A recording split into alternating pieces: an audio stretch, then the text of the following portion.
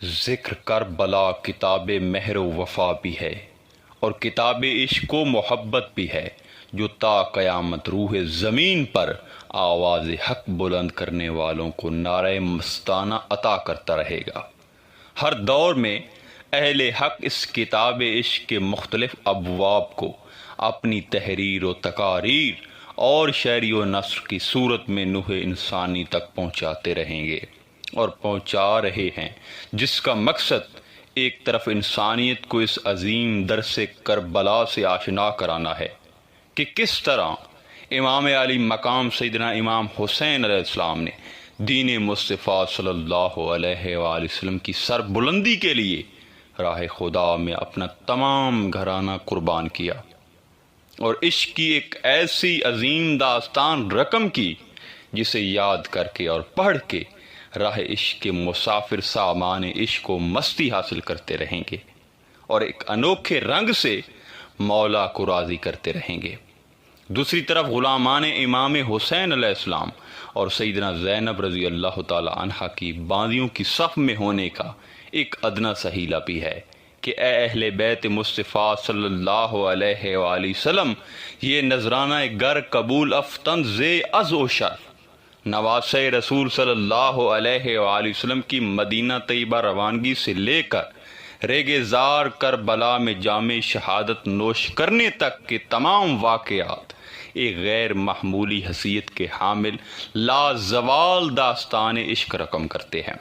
امام علی مقام بزبان مصطفیٰ صلی اللہ علیہ وآلہ وسلم اس بات سے بخوبی آگاہ تھے کہ مجھے کربلا کے میدان میں شہید کر دیا جائے گا، جیسا کہ حدیث مبارکہ میں ام المومنین سیدہ عائشہ صدیقہ رضی اللہ تعالی عنہا سے مروی ہے کہ رسول اکرم صلی اللہ علیہ وآلہ وسلم نے فرمایا، جبرائیل امین نے مجھے خبر دی ہے کہ میرا یہ بیٹا حسین علیہ السلام میرے بعد مقام تف میں قتل کر دیا جائے گا۔ خبر شہادت کے معلوم ہونے کے باوجود عقل کو ورطہ حیرت میں چھوڑتے ہوئے آپ علیہ السلام نے سوئے کربل اپنے اہل خانہ کے ساتھ رختے سفر باندھا تاکہ اپنے نانا سے دین مصطفیٰ صلی اللہ علیہ وآلہ وسلم کے تحفظ اور سر بلندی کی خاطر کیے گئے وعدے کو نبھایا جا سکے، کیونکہ یہی وہ وقت تھا جب یزید نشہ اقتدار میں سرمست اخلاقیات کی تمام حدود کو پار کر چکا تھا اور چاہتا تھا کہ نواسۂ رسول صلی اللہ علیہ وآلہ وسلم اس کے مذاکرات کو مان لیں، کیونکہ وہ یہ جانتا تھا کہ حسین کسی فرد واحد کا نام نہیں بلکہ پوری امت مصطفیٰ صلی اللہ علیہ وآلہ وسلم کے امین و سربراہ کا نام ہے۔ اگر انہیں اپنا ہم نوا بنا لیا تو پھر ہر مومن اور مسلمان میرے تابع ہو جائے گا۔ یہی وجہ ہے کہ اس نے ہزارہا مسلح دستوں پر مشتمل قافلے امام علی مقام کے مقابلے کے لیے روانہ کیے تاکہ انہیں کسی طرح مجبور کیا جائے کہ وہ اس لائن کی بیعت کے لیے رضامند ہو جائیں، مگر شاید اسے خبر نہ تھی کہ اس کا مقابلہ جو ہے وہ کسی عام انسان یا دنیا کے بادشاہ سے نہیں ہے، کہ ایک ایسی شخصیت سے ہے جو فرزند سیدہ فاطمہ رضی اللہ تعالی عنہا و علی المرتضیٰ ہیں، جن کی رگوں میں حیدر قرار کا خون ہے، جو نواسۂ رسول ہیں، جنہیں دوش مصطفیٰ صلی اللہ علیہ وآلہ وسلم کی سواری نصیب ہوئی اور زبان مصطفیٰ چوسنے کا شرف حاصل ہوا، سبحان اللہ، جن کی عفت و عصمت کی گواہی خود رب تعالیٰ نے قرآن مجید میں کھائی ہے، وہ حسین ابن علی، جن کا ہر دن خدمت انسانیت اور تبلیغ و ترویج دین میں بسر ہوتا اور شب بھی گویا منتظر رہتی کہ اس کے دامن کو امام حسین علی مقام اپنی چشمان سے بہنے والے آنسوؤں کے موتی سے پروئیں۔ امام علی مقام نے یزید کے کسی بھی حربے کو خاطر میں نہ لاتے ہوئے حق کی سر بلندی کی خاطر میدان کربلا میں اپنے اصحاب اور اہل خانہ کے ساتھ خیمہ زن ہوئے۔ وہ حرم الحرام کو اپنے خیمہ کے سامنے کربلا کی ریت پر تشریف فرما تھے تو اونگ آ گئی۔ ادھر ابن سعد نے حتمی فیصلہ ہو جانے کے بعد عساکر کو حکم دے دیا کہ حسین اور ان کے ساتھیوں پر حملہ کر دو۔ یزیدی عساکر کے حملے کا شور و غل سن کر سیدنا زینب رضی اللہ تعالیٰ عنہ باہر تشریف لائی اور بھائی کو بیدار کیا۔ آپ نے سر انور اٹھایا اور پوچھا، زینب کیا بات ہے؟ امام علی مقام دشمن کی طرف سے حملے کی تیاری مکمل ہو چکی ہے۔ فرمایا ہم بھی تیاری کر چکے ہیں۔ آپ نے فرمایا زینب ابھی ابھی میری آنکھ لگ گئی ہے اور میں نے خواب میں نانا جان کو تشریف لاتے ہوئے دیکھا اور بتایا کہ تم عنقریب ہمارے پاس آنے والے ہو، ہم تمہارے انتظار میں ہیں۔ امام علی مقام نے عاشوراء کی رات اپنے اصحاب کو جمع کیا اور ان سے فرمایا کہ دیکھو کل کا دن دشمن سے مقابلے کا دن ہے، کل کا دن یوم شہادت ہے، آزمائش کی بڑی گھڑی آنے والی ہے۔ میں تمہیں اجازت دیتا ہوں کہ تم اپنے گھروں کو چلے جاؤ۔ میں وعدہ کرتا ہوں کہ روز قیامت اپنے نانا جان سے تمہاری بے وفائی کا گلہ نہیں کروں گا اور گواہی دوں گا کہ نانا جان یہ میرے وفادار ساتھی ہیں۔ میں نے بخوشی انہیں جانے کی اجازت دے دی تھی، جس کو ساتھ لے کر جانا چاہتے ہو لے جاؤ۔ یزیدیوں کو صرف میری گردن کی ضرورت ہے، جب میری گردن کاٹ لیں گے تو ان کے کلیجے ٹھنڈے ہو جائیں گے۔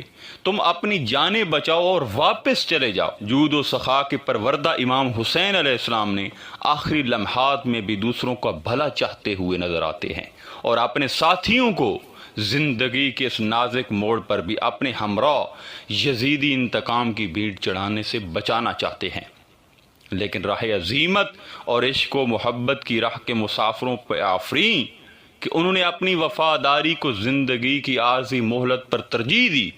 حضرت امام حسین کے جانثار اصحاب اور شہزادوں نے عرض کیا کہ امام علی مقام خدا وہ دن نہ لائے کہ ہم آپ کو چھوڑ کر چلے جائیں۔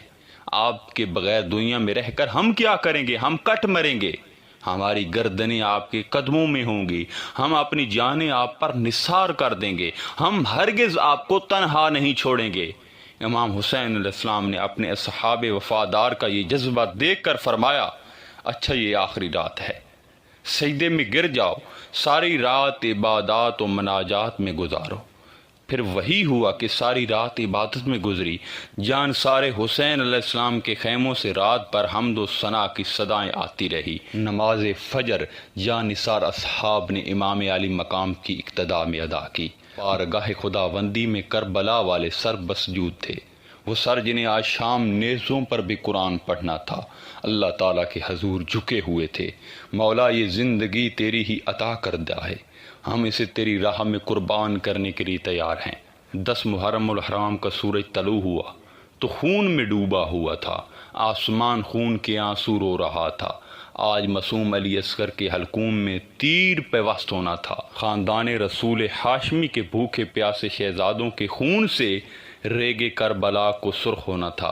ہزارہ ملعون یزیدی سپاہیوں پر مشتمل فوج کے مقابلے میں امام عشق سیدنا امام حسین علیہ السلام اپنے افراد، جن میں خاندان نبوت کے بنین و بنات اور اصحاب حسین شامل تھے، موجود تھے، جو راہ عشق و وفا میں نواسے رسول کے قدموں پر پروانوں کی طرح جانوار دینے کے جذبے سے سرشار تھے۔ پھر وقت نے ثابت کیا کہ کس طرح غلامان حسین علیہ السلام اور عشاق مصطفیٰ صلی اللہ علیہ وآلہ وسلم نے بھوک و پیاس کی شدت کے باوجود جواں مردی اور جرت کے ساتھ اپنے سالار کا دفاع کرتے ہوئے اپنی جان کا نذرانہ بارگاہ خداوندی میں پیش کر دیا۔ الغرض جانسران حسین علیہ السلام ایک ایک کر کے راہ عشق و وفا میں سرخرو ہوتے گئے۔ نواسے رسول کربلا کے میدان میں تنہا کھڑے ہیں، ہونٹوں پر تشنگی کے کانٹے چبھ رہے ہیں، آسمان سے سورج آگ برسا رہا ہے، نینوا کے سینے سے فرات بہہ رہا ہے۔ آج نواسے رسول کے سوا یہ پانی ہر شخص کے لیے عام ہے۔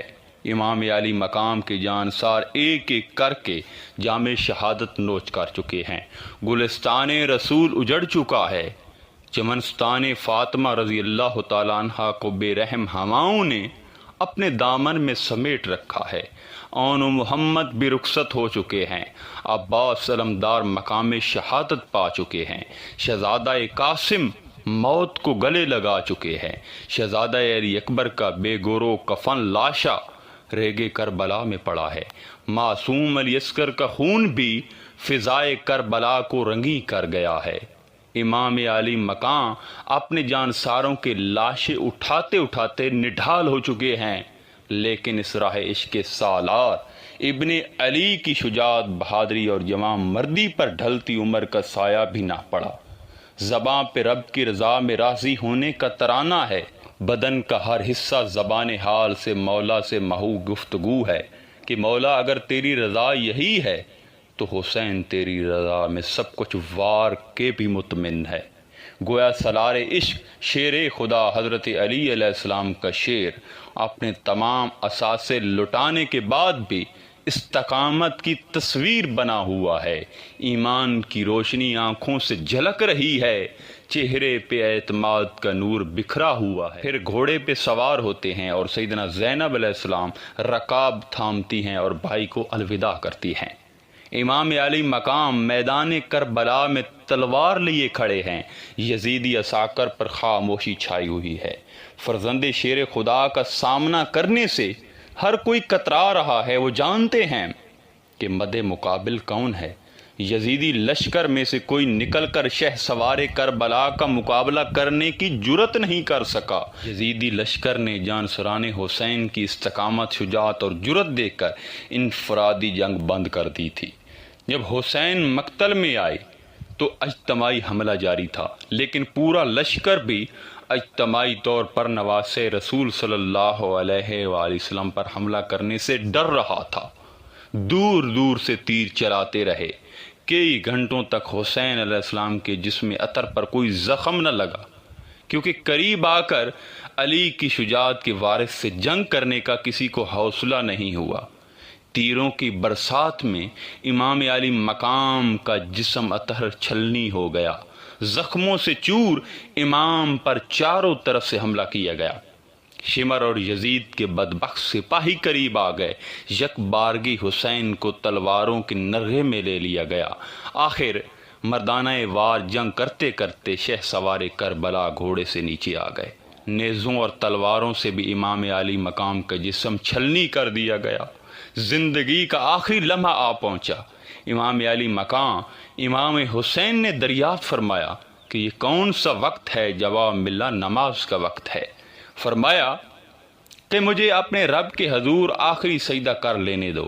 خون آلودہ ہاتھوں کے ساتھ میرے امام نے تیمم کیا اور بارگاہ خداوندی میں سجدہ ریز ہو گئے۔ باری تعالیٰ، یہ زندگی تیری ہی دی ہوئی ہے، اسے تیری ہی راہ میں قربان کر رہا ہوں۔ اے خالق کائنات، میرا یہ آخری سجدہ قبول کر لے۔ بدبخت شمر آگے بڑھا اور اس نے چاہا کہ امام علی مقام کا سر تن سے جدا کر دے کہ امام حسین علیہ السلام نے کہا، میرے قاتل، ذرا مجھے اپنا سینہ تو دکھا، کیونکہ میرے نانا نے مجھے جہنمی کی نشانی بتائی تھی۔ امام ابن عساکر نے سیدنا حسین علیہ السلام سے روایت کیا ہے کہ حضور نبی کریم صلی اللہ علیہ وآلہ وسلم نے فرمایا، گویا میں ایک سفید داغوں والے کتے کو دیکھ رہا ہوں جو میرے اہل بیت کے خون میں منہ مار رہا ہے۔ چنانچہ آپ علیہ السلام نے نشانی دیکھ کے فرمایا، ہاں، یہ بدبختی تیرا ہی مقدر ہے۔ وہ بدبخت آگے بڑھا اور سر اقدس کو تن سے جدا کر دیا۔ ادھر روح نے قفس انصری سے پرواز کی اور بارگاہ خداوندی میں سرخرو ہوئی۔ اے اطمینان پا جانے والے نفس، اے اطمینان پا جانے والے نفس، تو اپنے رب کی طرف اس حال میں لوٹ کہ تو اس کی رضا کا طالب بھی ہو اور مطلوب بھی۔ سامعین کرام، سانحہ کربلا کے دیگر پہلوؤں کی اہمیت اپنی جگہ، لیکن ایک پہلو جو نمایاں نظر آتا ہے وہ امام علی مقام کا خدا و مصطفیٰ صلی اللہ علیہ وسلم کی ذات سے عشق تھا۔ خدا کی ذات سے عشق اس طرح کہ مدینہ پاک روانگی سے لے کر ریگ زار کرب و بلا میں جام شہادت نوش فرمانے تک زبان پر کوئی شکوہ نہ لانا، یہ عاشقوں کا ہی شیوا ہے۔ عشق مصطفیٰ صلی اللہ علیہ وآلہ وسلم اس طرح کہ جب حضور نبی کریم صلی اللہ علیہ وسلم نے فرما دیا کہ حسین مجھ سے ہے اور میں حسین سے ہوں، تو گویا حضور نبی کریم صلی اللہ علیہ وسلم کا حسین سے ہونے کا مطلب یہ ہوا کہ میرے دین کو تا قیامت میرا یہ بیٹا ہی سر بلند کرے گا۔ زندہ حق و از قوت شبیری آست، باطل آخر داغ حسرت میری آست۔ حضور نبی کریم صلی اللہ علیہ وسلم کے ساتھ تعلق میں اس قدر فنائیت تھی کہ آپ صلی اللہ علیہ وسلم کی منشا کو سمجھتے ہوئے بلا چوئی و چرا اپنی جان کا نذرانہ پیش کر دیا۔ اس عظیم قربانی کے صلہ میں گویا یہ صدا آ رہی تھی کہ اے حسین ابن علی، میری رضا اور عشق کی خاطر اپنا سب کچھ قربان کرنے والے، آج تو نے راہ عشق میں اپنا سب کچھ وار دینے کی ایک لازوال داستان رقم کر دی ہے، جسے عشق کا دم بھرنے والے ہر دور میں مشعل راہ بناتے رہیں گے اور سلیقہ عشق سیکھتے رہیں گے کہ اگر خدا سے عشق کرنا ہو تو اس حد تک اس کی ذات میں فنا ہونا پڑتا ہے کہ انسان کی اپنی ذات فنا ہو جائے اور ہر حال میں کہے مولا جو تیری مرضی، جیسے تو راضی ویسے میں راضی۔ صدق خلیل بھی ہے عشق، صبر حسین بھی ہے عشق، مارکہ وجود میں بدر و حنین بھی ہے عشق۔ آخر میں دعا ہے کہ اللہ تعالی ہم سب کو امام حسین علی مقام کے نقش قدم پہ چلنے کی توفیق عطا فرمائے اور امام علی مقام سے عشق کرنے کی توفیق عطا فرمائے۔ انشاءاللہ تعالی ملتے ہیں ایک نئے موضوع میں، تب تک اللہ نگہبان۔